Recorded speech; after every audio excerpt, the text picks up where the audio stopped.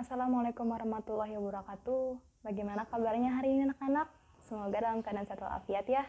Sebelum mulai pembelajaran, bisa isi absen yang Ibu kirimkan di grup WhatsApp ya. Itu di situ ada link Google Drive, kalian bisa mengisi absen. Selanjutnya kita akan masuk ke materi. Ya, di sini Ibu akan menggunakan media PowerPoint agar bisa memudahkan kalian dalam melaksanakan belajar mengajar. Nah, sekarang buka bab 8. Nah, yang berjudul Berempati itu mudah, menghormati itu indah. Di sini Ibu akan menyampaikan materi tentang mari berempati. Empati adalah keadaan mental yang membuat orang merasa dirinya dalam keadaan, perasaan, atau pikiran yang sama dengan orang lain. Dalam istilah lain, empati diartikan juga kemampuan untuk menyadari diri sendiri atas perasaan seseorang, lalu bertindak untuk membantunya. Nah, sifat terpuji Islam ini menganjurkan hambanya memiliki sifat ini.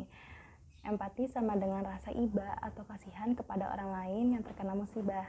Nah, Islam sangat menganjurkan sikap empati sebagaimana firman Allah dalam Quran Surat An-Nisa ayat 8. Nah, ayat ini menjelaskan apabila ada kerabat, anak yatim, dan orang miskin yang ikut menyaksikan pembagian warisan, maka mereka diberi bagian sekadarnya sebagai atau tali kasih. Nah, kepedulian terhadap mereka perlu ditumbuhkan. Nah, sikap ini akan ditimbul apabila yang pertama, dapat merasakan apa yang dirasakan oleh orang lain. Nah, yang kedua, mampu menempatkan diri sebagai orang lain. Dan yang ketiga, menjadi orang lain yang merasakan. Nah, terkait sikap empati ini nih, Rasulullah SAW bersabda, nah, hadis di atas ini secara tidak langsung mengajarkan kepada kita untuk bisa merasakan apa yang dirasakan oleh mukmin yang lain. Nah, apabila ia sakit, kita pun merasa sakit. Apabila ia gembira, kita pun merasa gembira. Nah, Allah Subhanahu wa Ta'ala menyuruh umat manusia untuk berempati terhadap sesamanya, peduli dan membantu antar sesama yang membutuhkan. Allah Subhanahu wa Ta'ala sangat murka kepada orang-orang yang egois dan sombong. Perilaku empati terhadap sesama dalam kehidupan sehari-hari dapat diwujudkan dengan cara yang pertama, peka terhadap perasaan orang lain. Yang kedua, membayangkan seandainya aku adalah dia. Yang ketiga, berlatih mengorbankan milik sendiri. Dan yang terakhir, membahagiakan orang lain. Ya, selanjutnya Ibu akan menyampaikan tentang mari menghormati orang tua. Siapakah orang yang paling dekat dengan kamu sejak lahir? Nah, tentu kedua orang tua kamu, bukan? Nah, mereka lah yang membawa kamu ke dunia ini dengan atas izin Allah Subhanahu wa Ta'ala. Jasa mereka besar sehingga kamu tidak mampu menghitungnya. Antara lain, yang pertama, ibu mengandung dengan penuh susah payah dan melahirkan dengan mempertaruhkan nyawanya.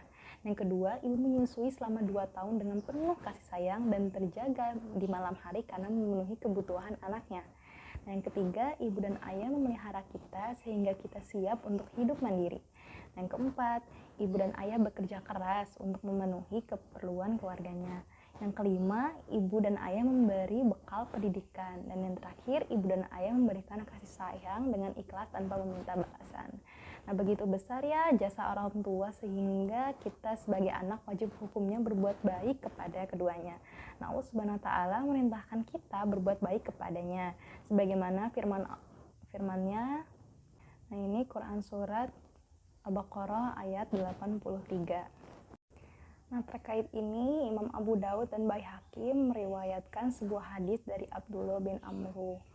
Nah, hadis ini menegaskan kepada kita agar tidak sekali-kali mengecewakan kedua orang tua.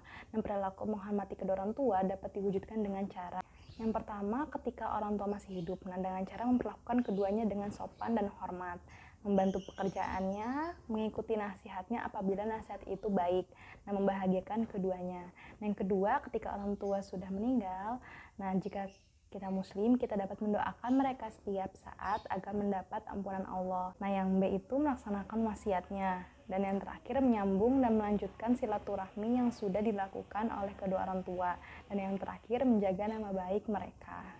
Nah, yang selanjutnya, mari menghormati guru. Nah, kita harus berbuat baik atau berbakti kepada kedua orang tua. Nah, kita juga diperintahkan untuk berbuat baik atau berbakti kepada guru.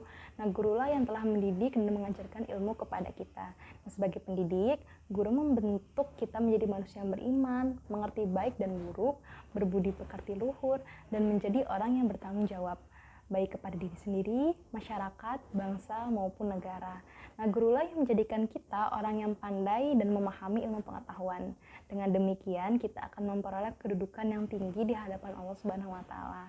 Nah, sebagaimana firman-Nya dalam Quran surat Al-Mujadalah ayat 11, nah, cara berbakti kepada orang tua. Nah, dengan bersikap, yang pertama, mengucapkan salam apabila bertemu. Yang kedua, memperhatikan apabila diajak bicara dalam dan di luar kelas. Yang ketiga, rendah hati, sopan dan menghargai.